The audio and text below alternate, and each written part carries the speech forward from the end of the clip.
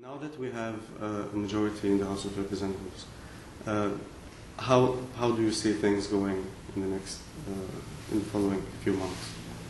Well, we still have work to do. We want to make sure that when we bring up the genocide resolution for a vote both in committee and on the floor, we want to make sure that we can win.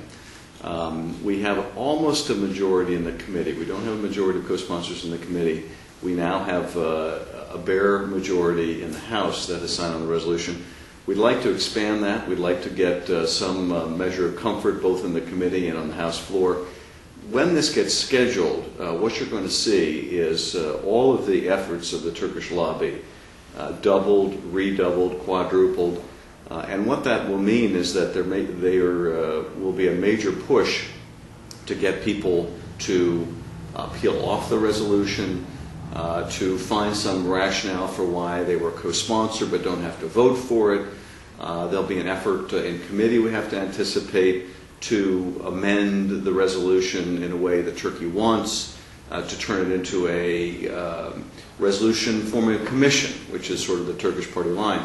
And that will give some people who are co-sponsors, if they want to take it, a excuse. Well, I thought that given the controversy over it, that maybe we'd be better off studying the events rather than declaring whatever. So we have to, make sure that that strength is going to persist in the wake of the onslaught that we can expect. So that's what we're working on now. We want to beef up those numbers even more. It also helps us make the case with the leadership that that we're ready. Let's bring it up, and that's what we're focused on. You mentioned the opposition, and we've been talking about the lobby, the Turkish lobby, and different US-based groups, and several names of former congressmen making millions out of campaigning against the resolution. Can you make a comparison of how things were in terms of the Turkish lobby previously and this year?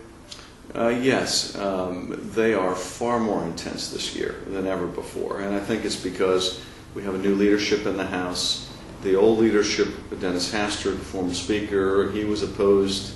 He had promised to bring up the resolution and then reneged on that promise, and I think the Turkish lobby felt safe under his speakership that it would never be brought up. They still lobbied against it. I had amendments that I could offer to committee that the Speaker couldn't stop. I had amendments I offered on the House floor that the Speaker couldn't stop a vote from taking place on the floor. He was able to kill it in conference committee. And so still the Turkish lobby was active, and they were spending millions on Livingston and others, Stephen Solarz on the Democratic side, Bob Livingston on the Republican side.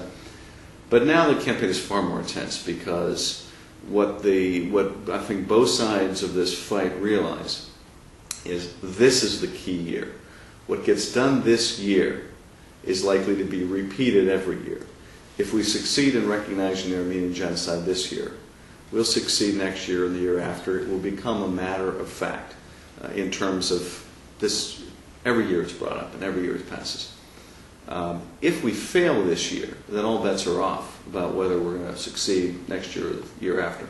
Once the precedent is set, it's very hard to change. So I think all sides realize this is crunch time. And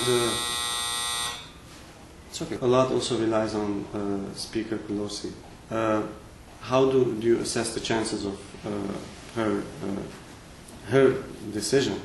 And what do you think the community in general and congressmen can do to contribute to a positive approach by the Speaker? I've had a number of meetings with the Speaker on this, and I try to be careful that I don't speak for her. She speaks for herself.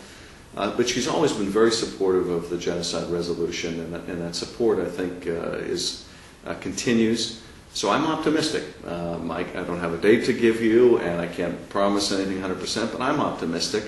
We're still working to show that the strength is there and that it will withstand the pressure when this is scheduled for a vote.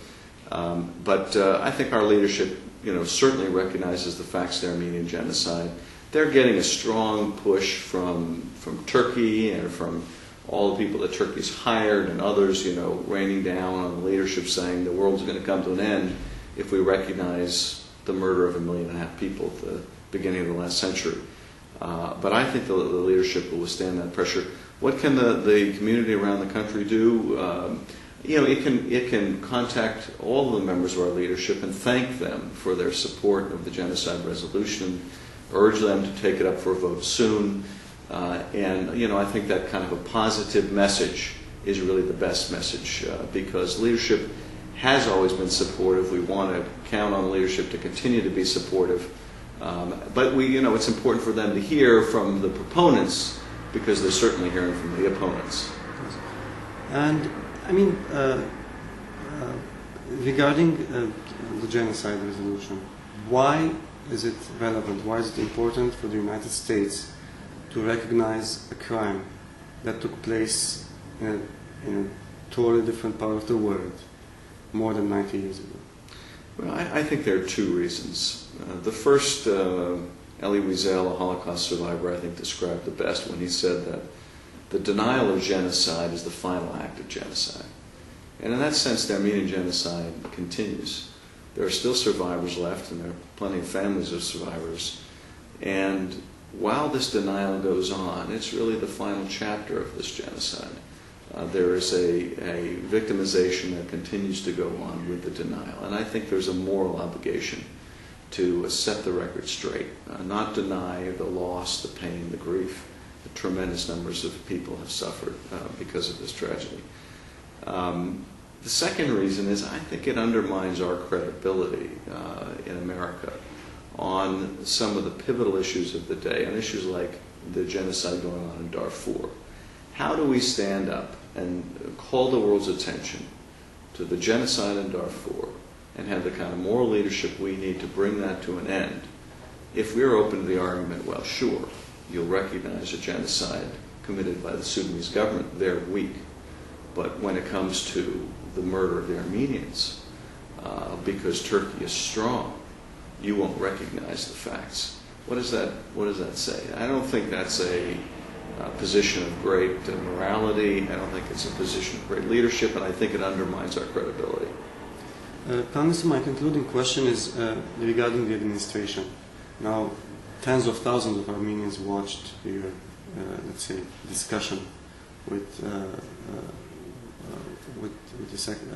Condoleezza Rice.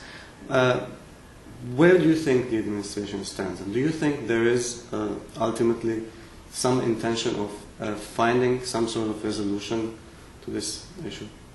At this point, I'd have to say no. I think that the administration is just sort of dug its heels in to oppose genocide recognition. And I thought Secretary Rice's answers were deeply disappointing from someone who knows better. I asked her whether she had any question about the facts, the historic facts. She wouldn't answer. I mean, she doesn't have a question. No one can really have a question about the historic facts. But the administration has made the decision that other administrations have made before it that the expedient thing is not to offend an ally. And where they're coming from is we don't have that many allies left, and we certainly don't have many in the Muslim world. And I recognize that, and I think it's important that we maintain an alliance with Turkey. But that alliance shouldn't be at the cost of speaking the truth about one of the most savage crimes of the last century.